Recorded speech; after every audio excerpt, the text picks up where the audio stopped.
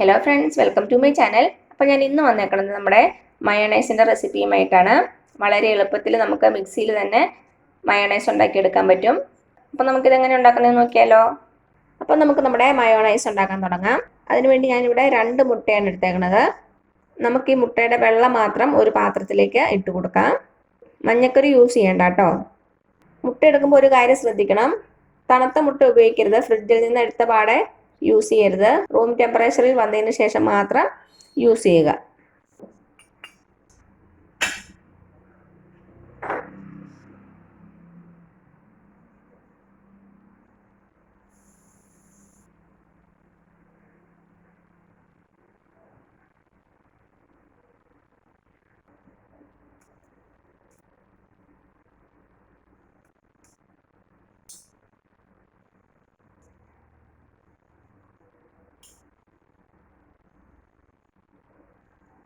ഇനി നമുക്കൊരു ഫ്ലേവറിന് വേണ്ടിയിട്ട് ഒരു വെളുത്തുള്ളി ചേർത്ത് കൊടുക്കാം.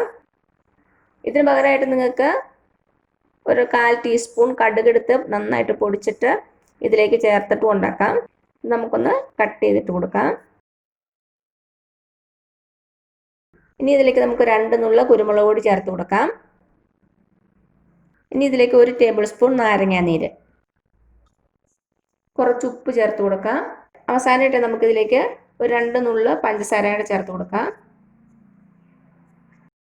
നമുക്കൊന്ന് നന്നായിട്ട് മിക്സ് ചെയ്ത് കൊടുക്കാം. ഇനി ഇത് ഒരു മിക്സി ബൗളിലേക്ക് മാറ്റാം. ഇനി നമുക്ക് ജസ്റ്റ് ഒന്ന് ബീറ്റ് ചെയ്തെടുക്കാം.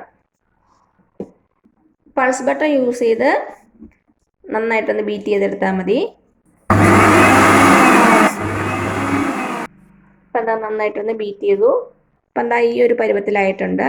ഇനി ഇതിലേക്ക് നമുക്കൊരു 1/2 കപ്പ് ഓയിൽ ചേർത്ത് കൊടുക്കാം, സൺഫ്ലവർ ഓയിൽ. ആദ്യം ഒരു 1/4 കപ്പോളം ഒഴിച്ചു കൊടുക്കാം. എന്നിട്ട് പൾസ് ബട്ടർ യൂസ് ചെയ്ത് നന്നായിട്ടൊന്ന് ബീറ്റ് ചെയ്തെടുക്കാം.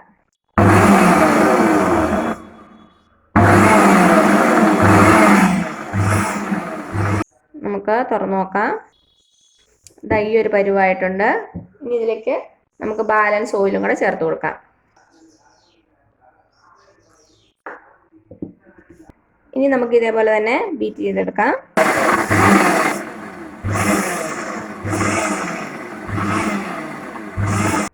ഓപ്പൺ ചെയ്ത് നോക്കാം.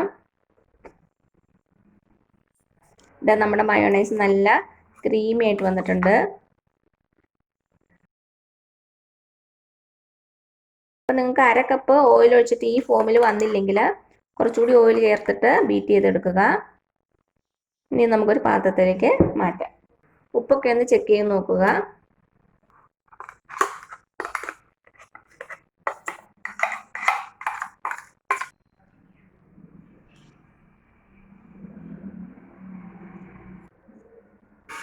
അപ്പോൾ അതാ ഇത്രയേ ഉള്ളൂ നമ്മുടെ ടേസ്റ്റി ആയിട്ടുള്ള, അതേസമയം നല്ല ഈസി ആയിട്ടുള്ള മയോണൈസ്.